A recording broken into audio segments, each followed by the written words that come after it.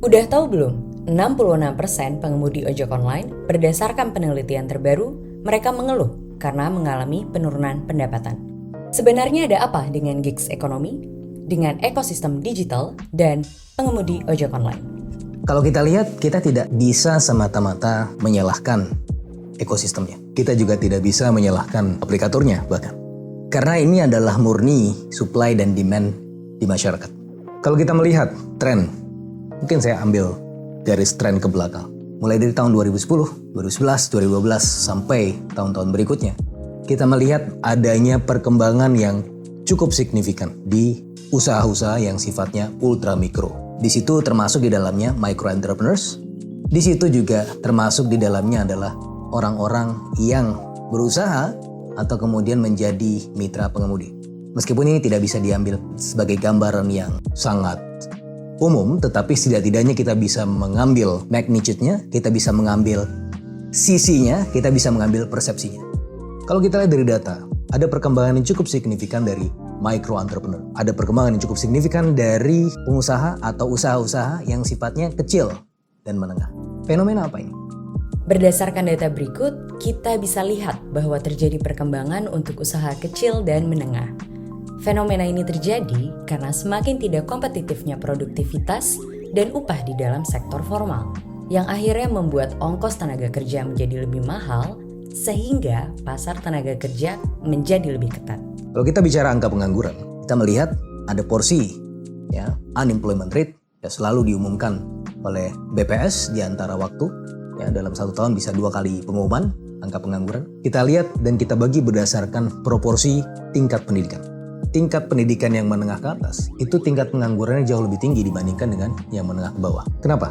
Karena yang menengah ke bawah ini, mayoritas mereka ini tidak mampu untuk menganggur. Karena ketika mereka menganggur, maka mereka akan mati atau habis hidupnya. Maka apapun mereka lakukan. Nah, sebagai akibatnya, muncullah kemudian sektor usaha informal yang lebih banyak didominasi oleh sektor usaha mikro tersebut. Karena biar bagaimanapun mereka harus survive, biar bagaimanapun mereka harus bekerja.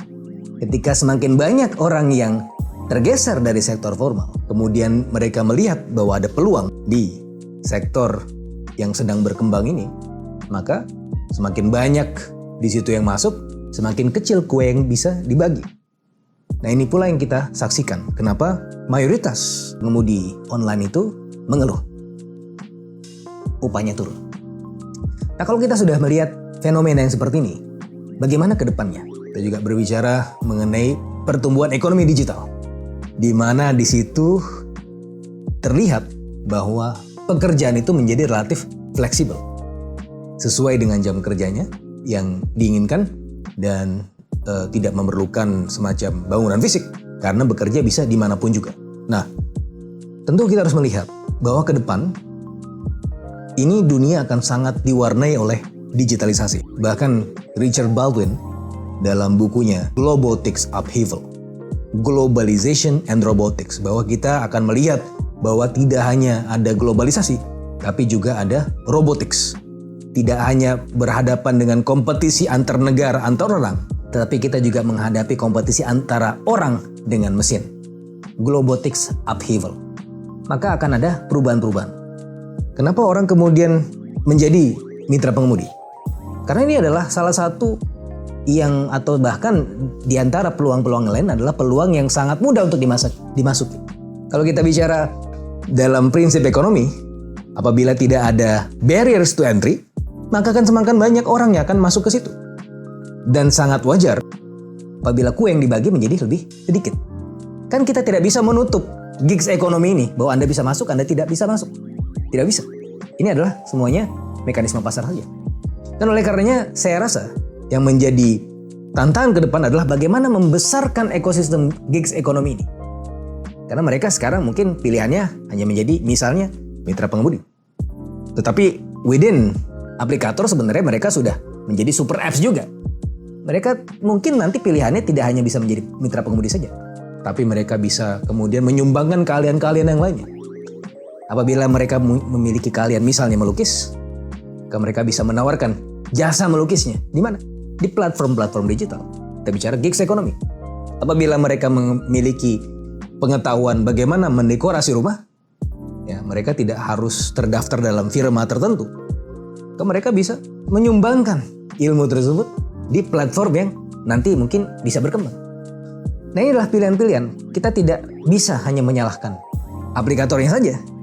Ya, mungkin dari sisi ini para pengemudi merasa bahwa banyak sekali hak-hak saya yang tidak terpenuhi.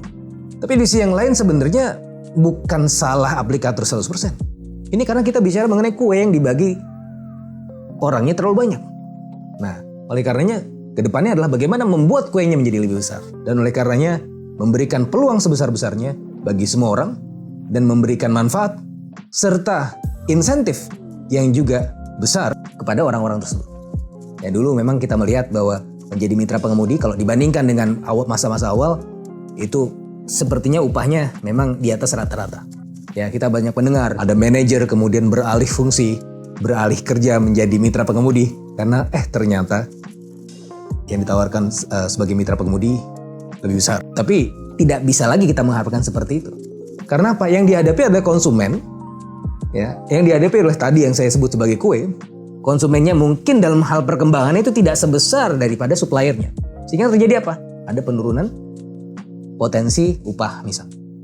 Dan oleh karenanya sekali lagi, tantangan ke depannya adalah bagaimana memperkaya ekosistem digital ini menjadi inklusif, terbuka untuk semua.